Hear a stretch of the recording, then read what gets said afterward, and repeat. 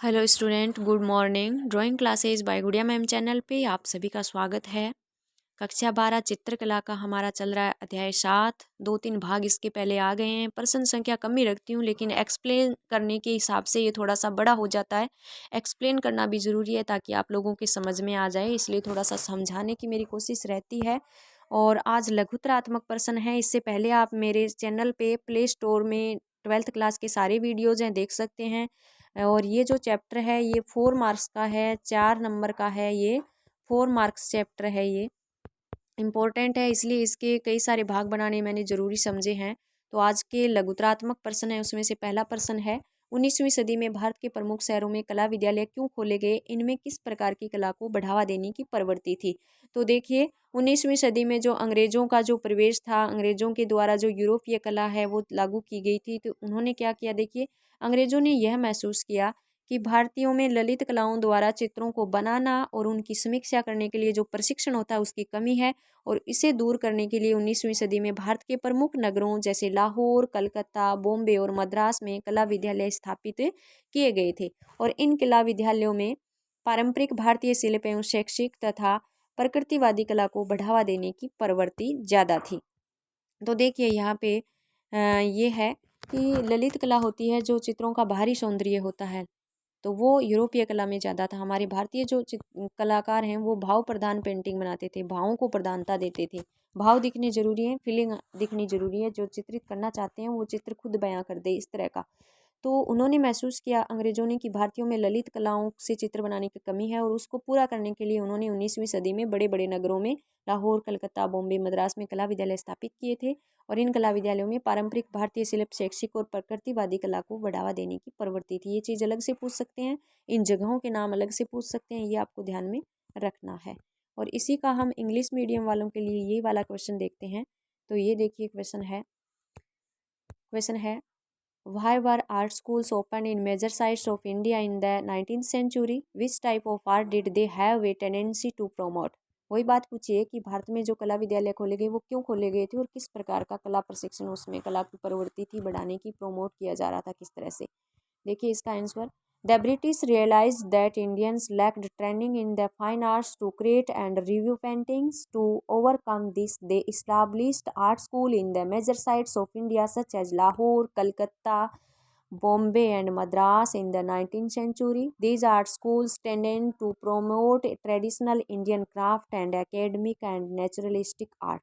वही वाली बात है कि ब्रिटिश ने, अंग्रेजों ने रियलाइज किया कि इंडिया में जो lack training in the fine art की ट्रेनिंग का प्रशिक्षण की कमी है, और इसको दूर करने के लिए, फाइन आर्ट ललित कला होती है, इसको दूर करने के लिए उन्होंने बड़े बड़े शहरों में कलकत्ता, लाहौर, बॉम्बे, मद्रास में और कला विद्यालय उस इस्टाब्लिश किए थे, स्थापित किए थे। और उनमें जो कला है उसको, किस तरह की कला को प्रमोट किया जा रहा था, वो tradition Indian craft and academic, शैक्षणिक और नेचुरलिस्टिक यानी प्रकृतिवादी कला को बढ़ावा दिया जा रहा था। फिर देखते हैं दूसरा क्वेश्चन हमारा है, विनोद बिहारी मुखर्जी विनोद बिहारी मुखर्जी चित्रांकन हेतु किस ओर आकर्षित हुए? तो विनोद बिहारी मुखर्जी, ध्यान दीजिएगा, इंपॉर्टेंट क्वेश्चन है ये। विनोद बिहारी मुखर्जी चित्रांकन हेतु मध्ययुगीन संतों की ओर आकर्षित हुए, ये बात कैच करनी है, मध्ययुगीन संतों की ओर आकर्षित हुए। फिर देखिए, उन्होंने शांति निकेतन में हिंदी भवन की दीवारों पर उन्होंने मध्यकालीन संत नामक एक भित्ति चित्र बनाई, ये बात भी आपको कैच करनी है, अलग से पूछ लिया जाए। मध्यकालीन संत नामक म्यूरल, भित्ति चित्र को म्यूरल भी बोलते हैं, वॉल पेंटिंग भी बोलते हैं, जो दीवार पे बनाए जाते हैं, तो इनको वॉल पेंटिंग बोलते हैं। तो यहाँ ये बात कैच करनी है कि मध्यकालीन संत नामक भित्ति चित्र है वो विनोद बिहारी मुखर्जी ने बनाया था। कहाँ बनाया था? शांति निकेतन में हिंदी भवन की दीवारों पर उन्होंने बनाया था। इस चित्र में उन्होंने भारतीय मध्यकालीन भारत के इतिहास को दर्शाया है, और तुलसीदास, कबीर, रैदास, अन्य जो संत है ना, उनके जीवन के बारे में और उनकी जो मानवीय शिक्षाएं है ना, उन पर ध्यान केंद्रित किया है। तो मेनली तो ये है कि विनोद बिहारी मुखर्जी अपने चित्रों के लिए मध्ययुगीन संतों की ओर आकर्षित हुए थे। फिर देखिए इसी का इंग्लिश मीडियम वालों के लिए ये वाला क्वेश्चन देखते हैं। क्वेश्चन ये है हमारा, what attract Vinod Bihari Mukherjee of painting? Vinod Bihari Mukherjee चित्रण के लिए किस ओर आकर्षित हुए थे? तो देखिए, Vinod Bihari Mukherjee was draw towards medieval saints for his painting on the walls of the Hindu Bhavan at Shantiniketan. He painted a mural called medieval saint which depicts the history of medieval India and focus on the life and human trend teachings of Tulsidas, Kabir and other saints. वही वाली बात है कि विनोद बिहारी मुखर्जी है, उन्होंने अपने चित्रों में किसको ड्रॉ किया था, मिडिवल सन्स को, मध्यकालीन संतों को किया था। और शांति निकेतन की जो हिंदी भवन है वहाँ की दीवार पर उन्होंने एक वॉल पेंटिंग बनाई थी, म्यूरल बनाया था। म्यूरल को कहते हैं वॉल पेंटिंग भी, भित्ति चित्र बनाया था, नाम उसका मिडिवल संत है, मध्यकालीन संत नामक भित्ति चित्र उन्होंने बनाया था। उसमें उन्होंने मध्यकालीन जो भारतीय इतिहास है उसको दिखाने का प्रयास किया है, उन्होंने फोकस किया है भारतीय लोगों की लाइफ पर, और उन्होंने फोकस किया है जो संतों के द्वारा मानवीय शिक्षाएं थी उनके ऊपर फोकस किया है। तो ये हो गया हमारा ये वाला क्वेश्चन। तीसरा क्वेश्चन है उसकी तरफ चलते हैं। तीसरा क्वेश्चन हमारा है सोमनाथ होरे। ये जो विनोद बिहारी मुखर्जी हैं, सोमनाथ होरे हैं, और भी आएंगे, ये सारे हमारे जो राष्ट्रीय आंदोलन सा चला था कला के, मध्यकालीन जो आधुनिक कला के बारे में, नई कला का प्रचलन था, उसमें योगदान देने वाले सभी कलाकार हैं ये। तो सोमनाथ होरे पर संक्षिप्त टिप्पणी लिखनी है। सोमनाथ होरे पर संक्षिप्त टिप्पणी लिखनी है। तो देखिए, ये देखिए, सोमनाथ होरे का समय सबसे पहले 1921 से 2006 तक का सफ़र था इनका। ये एक भारतीय प्रिंटकार है, ये बात कैच करनी है, इंपॉर्टेंट है। भारतीय प्रिंटकार कौन है, निम्न में से 4 दे देंगे ऑप्शन नीचे, सोमनाथ होरे होगा वो सही होगा। फिर देखिए उस समय क्या था, अपने आसपास की घोर गरीबी, गांव और शहरों की दुर्दशा देखकर कई युवा भारतीय चित्रकार मार्क्सवाद की ओर आकर्षित हुए थे। ठीक है, ये मार्क्सवादी कलाकार भी हैं। मार्क्सवाद मतलब उन्होंने अपने चित्रों में लोगों के दुख दर्द को बनाना शुरू कर दिया था। सोमनाथ होरे उनमें से एक हैं। सोमनाथ होरे ने प्रिंट कलाकृति विद्या को अपनाया था। इंपॉर्टेंट है, बात कैच करने वाली है कि कौन से कलाकार ने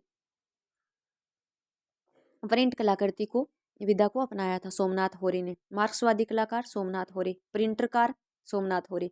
ठीक है, फिर देखिए सोमनाथ होरे की कुछ प्रमुख कलाकृतियां हैं, यहाँ से भी इम्पोर्टेंट है क्योंकि किसी एक कलाकृति का नाम दे के पूछ लेंगे कि यह किसने बनाई, तो 1 2 3 4 5 6 कलाकृतियों के इनके नाम है। इम्पोर्टेंट है, किसी का नाम दे देंगे। पहली पेंटिंग इनकी बच्चे है, दूसरी किसानों की सभा है, तीसरी घायल पशु है, चौथी माँ के साथ बच्चे, पांचवी शोक करने वाले, और छठी इनकी पेंटिंग है बिना वस्त्रों के भिखारी। इनमें से किसी एक का नाम देके पूछ लेंगे कौन से कलाकार की है, कौन से पेंटर की है, तो सोमनाथ होरे आपको ध्यान में रखना है। फिर देखिए यही वाला इंग्लिश मीडियम वालों के लिए, तो इंग्लिश मीडियम वालों के लिए देखते हैं यही वाला question. Right A short note, right A short note on Somnath Hore. Somnath होरे पर संक्षिप्त टिप्पणी लिखनी है। तो देखिए सोमनाथ होरे इज इंडियन प्रिंटर। सोमनाथ होरे भारतीय प्रिंटकार हैं, पहली बात हो गई, कैच भी करनी है इस बात को। Many young Indian painters were attract towards maximum after seeing the object poverty around them, the plight of people in village and cities. Somnath होरे इज वन ऑफ देम। देखिए कि सोमनाथ होरे प्रिंटकार हैं।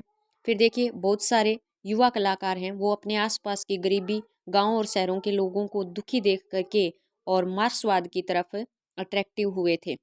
उन्हीं में से सोमनाथ होरे एक है। सोमनाथ होरे इज वन ऑफ देम। ठीक है, सोमनाथ होरे टूक up the art of print making. ये बात भी कैच करने वाली है। सोमनाथ होरे ने प्रिंट मेकिंग कला विद्या जो पद्धति है उसको अपनाया था। Some of the main works of art by Somnath Hore. Somnath होरे के कुछ प्रमुख कार्य हैं, प्रमुख कला कार्य हैं। पहला है चिल्ड्रेन, बच्चे, फार्मर्स मीटिंग, किसान सभा, इंजर्ड एनिमल, घायल पशु, चिल्ड्रन विथ मदर, माता के साथ बच्चे, और नेक्स्ट है इसमें ये हो गया चिल्ड्रन, फार्मर्स मीटिंग हो गया, इंजर्ड एनिमल हो गए, चिल्ड्रन विथ मदर हो गए, द मॉर्नर्स, मॉर्नर्स होते हैं शोक करने वाले, और बिगर विथआउट क्लॉथ्स, भिखारी बिना कपड़ों के। तो ये भी इम्पोर्टेंट है, किसी एक टाइटल का नाम देके पूछ लेंगे। पूछ लिया फार्मर्स मीटिंग किसका है, तो सोमनाथ होरे का बताना पड़ेगा। ऐसे ही पूछ लिया बिगर विथआउट क्लॉथ्स पेंटिंग किसने बनाई, सोमनाथ होरे ने बनाई। तो ये हो गया हमारा क्वेश्चन। और नेक्स्ट चलते हैं। नेक्स्ट हमारा क्वेश्चन है फ्रांसिस न्यूटन सूजा। ये इसी चैप्टर का एक कलाकार, और यही आधुनिक कला में योगदान इनका भी था। इनका किस तरह का योगदान था, इम्पोर्टेंट है। कुछ इनकी जो आर्ट थिंकिंग है, कला चिंतन है, वो थोड़ा सा हट के था। तो देखिए फ्रांसिस न्यूटन सूजा के कला चिंतन व कार्यों पर संक्षिप्त बताना है। तो देखिए फ्रांसिस न्यूटन सूजा के लिए आधुनिक कला एक नवीन स्वतंत्रता का प्रतीक थी। बहुत ज़्यादा स्वतंत्र हो गए थे ये अपनी कला में, इतने स्वतंत्र हो गए थे कि उन्होंने नैतिकता ही छोड़ दी थी, नैतिकता का ही पतन हो गया था, जो सौंदर्य और नैतिकता के पारंपरिक अर्थ को चुनौती देने वाला था। एक तरह से सौंदर्य और नैतिकता को इनकी पेंटिंग्स ने चुनौती ही दे दी थी। आगे देखते हैं, देखिए उन्होंने ऐसा क्या किया था। उनके जो प्रयोग है ना, वो मुख्य रूप से महिलाओं पर थे और महिलाओं के सौंदर्य पर, यहाँ तक कि उन्होंने महिलाओं को नग्न रूप में चित्रित कर दिया था। तो देखिए उनकी कला में सौंदर्य और नैतिकता का पतन हो गया था। उनके सौंदर्य के अनुपात को उन्होंने सौंदर्य के अनुपात को बढ़ा चढ़ा करके बताया। सुंदरता की जो मानक धारणाएं होती हैं उसको तोड़ दिया था, क्योंकि सौंदर्य हो या कुछ भी हो एक मानक धारणा होती है, और उन्होंने महिलाओं को नग्न रूप में चित्रित करके और सुंदरता की जो मानक धारणाएं हैं उनको भी तोड़ दिया था। तो कुछ उनका जो कला चिंतन है वो हटके है फ्रांसिस न्यूटन सूजा का, तो ये पूछा जा सकता है। देखिए इसी का हम देखते हैं इंग्लिश मीडियम वालों के लिए। Right A note on the art thinking and works of Francis Newton सूजा। फ्रांसिस न्यूटन सूजा के कला थिंकिंग और कार्यों पर कुछ लिखना है। तो देखिए, फॉर फ्रांसिस न्यूटन सूजा modern art was a symbol of a new freedom that challenge the traditional sense of beauty and morality. ये बताया कि जो भारतीय प्राचीन कला है उसको उन्होंने क्या दे दी थी, चुनौती दे दी थी। उनकी कला है वो चुनौती देने वाली थी। His experimental works mainly focus on women. उनके जो कार्य थे, प्रयोगात्मक कार्य, एक्सपेरिमेंटल वर्क्स हैं, वो ज़्यादा महिलाओं पे थे। हुई पेंटेड न्यूड, उन्होंने महिलाओं को नग्न रूप में चित्रित किया। ही exaggerated the proper tension of women's beauty and broke the standard nonsense of beauty। और उन्होंने क्या किया था, सौंदर्य की जो मानक धारणाएं हैं उनको तोड़ दिया था। जैसे कि हमने पढ़ा कि उनके जो प्रयोग हैं वो महिलाओं पर होते थे और नग्न रूप में भी महिलाओं को चित्रित कर दिया था, और उन्होंने सौंदर्य के अनुपात को बढ़ा चढ़ा के बताया और सुंदरता की जो अवधारणा है उसको उन्होंने तोड़ दिया था। यही बताना है। फॉर फ्रांसिस न्यूटन सूजा modern art was a symbol of a new freedom that challenged the traditional sense of beauty and morality. His experimental works mainly focus on women who he painted nude. He exaggerated the proportions of women is beauty and broke the standard notion of beauty। और उन्होंने क्या किया, महिलाओं के सौंदर्य को इतना बढ़ा चढ़ा के प्रस्तुत किया कि सौंदर्य का जो मानक धारणाएं होती हैं उनको भी उन्होंने तोड़ दिया था, और उन्होंने महिलाओं को एकदम से न्यूड है वो चित्रित किया था। तो ये फ्रांसिस न्यूटन सूजा का आर्ट थिंकिंग है जो कि कला में नैतिकता का पतन दिखा रहा है। नेक्स्ट क्वेश्चन हमारा है, नेक्स्ट क्वेश्चन है हुसैन, एम एफ हुसैन। हुसैन कौन थे? M F Hussain. भारतीय आधुनिक कला का अंतर्राष्ट्रीय कला जगत में प्रतिनिधित्व इन्होंने किया था। भारतीय जो आधुनिक कला है उसका अंतर्राष्ट्रीय कला जगत में, यानी हमारे राष्ट्र से अलावा दूसरे राष्ट्रों में भी उन्होंने कला का प्रतिनिधित्व किया था। उन्होंने दूसरे राष्ट्रों में भी अपनी कला, इस भारतीय आधुनिक कला की पहचान को बनाया था। इस कथन पर टिप्पणी लिखनी है। तो देखिए, भारतीय विषयों के साथ आधुनिक शैली के चित्रों के सफलतापूर्वक संयोजन के परिणाम स्वरूप हुसैन की कला अंतर्राष्ट्रीय कला जगत में भारतीय आधुनिक कला का सही रूप में प्रतिनिधित्व करती है। उन्होंने क्या किया, आधुनिक शैली के साथ चित्रों का संयोजन है वो दूसरे देशों में भी अंतर्राष्ट्रीय लेवल पर भी प्रेजेंटेशन उन्होंने दी थी, प्रस्तुत किया था। मदर टेरेसा इंपॉर्टेंट है। मदर टेरेसा चित्र किसने बनाया? उत्तर होगा एम एफ हुसैन ने बनाया था। मदर टेरेसा का चित्र इसका एक उदाहरण है। उन्होंने कैसे आधुनिक कला को अनुकूलित कर भारतीयों के लिए महत्वपूर्ण विषयों को चित्रित करने के साथ साथ अंतर्राष्ट्रीय दर्शकों को भी ध्यान में रखा था। ये देखिए, ये बात होती है। विषय उन्होंने भारतीयों को भी नाराज नहीं किया था और अंतर्राष्ट्रीय जो दर्शक थे, उनको चाहने वाले थे, उनको भी नाराज नहीं किया था। आधुनिकता को भी अपनाया था और भारतीय परंपरा पर आधारित हमारे भारतीय विषयों को भी इन्होंने अपनाया था। मदर टेरेसा इंपॉर्टेंट छोटा क्वेश्चन। मदर टेरेसा चित्र किसने बनाया? एम एफ हुसैन ने बनाया था। नेक्स्ट चलते हैं इसी क्वेश्चन को इंग्लिश मीडियम वालों के लिए। देखिए, Hussain represents Indian modern art in the international art world. Write a comment on this statement। तो हुसैन ने किस तरह से अपने आर्ट को और इंटरनेशनल लेवल पर रिप्रेजेंट्स किया था, प्रतिनिधित्व किया था, इस पर, इस कमेंट को, इस स्टेटमेंट पर कमेंट करना है हमें। तो देखिए, हमने किया, अभी एक्सप्लेन किया कि as a result of the successful fashion fusion of modern style painting with Indian themes, Hussein's art is to representation of India modern art in the international art world. A portrait of Mother Teresa is an example of how she adapted modern art to depict subjects important to Indians as well as international audience.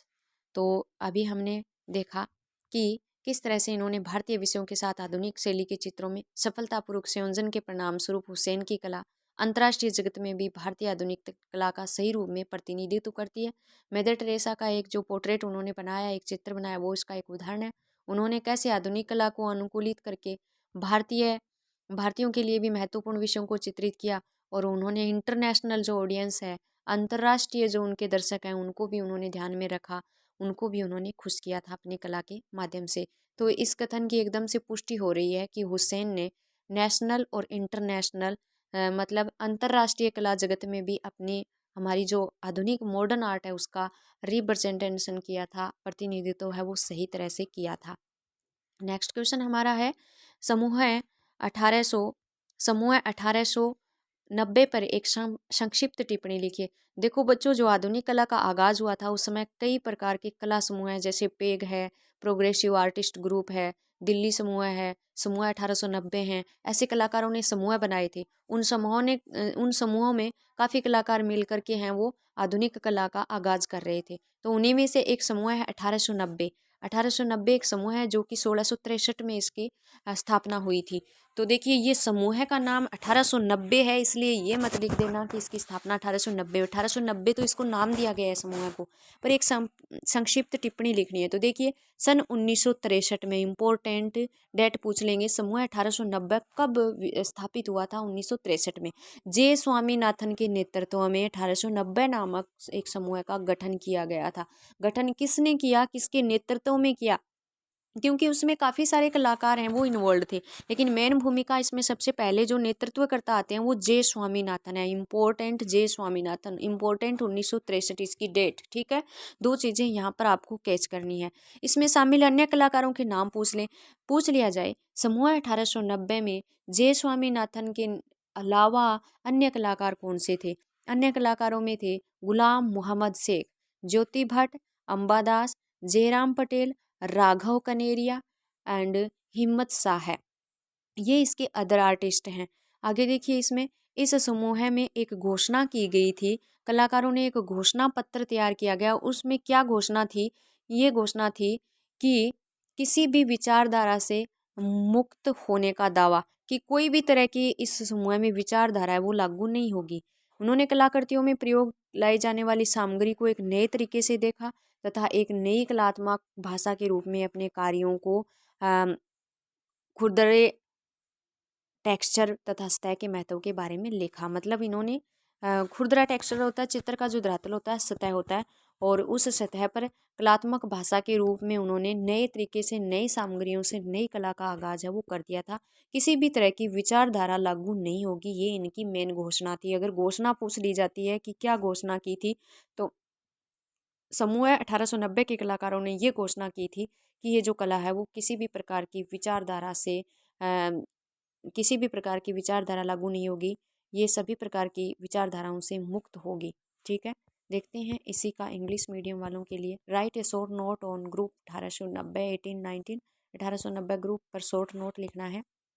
तो देखिए, लिखते हैं In 1963, a group called Group 1819 was formed under the leadership of J. Swaminathan. Other artists involved were Ghulam Muhammad Sheikh, Jyoti Bhatt, Ambadas, Jairam Patel, and Raghav Kaneria and हिम्मत Shah etc। तो मैंने बताया 1963 में और जे स्वामीनाथन के नेतृत्व में ग्रुप 1890 की स्थापना की गई थी, और इसमें अदर आर्टिस्ट इन्वॉल्व थे। उनके नाम मैंने बताया, गुलाम मोहम्मद शेख, ज्योति भट्ट, अंबादास, जयराम पटेल, राघव कनेरिया एंड हिम्मत शाह है।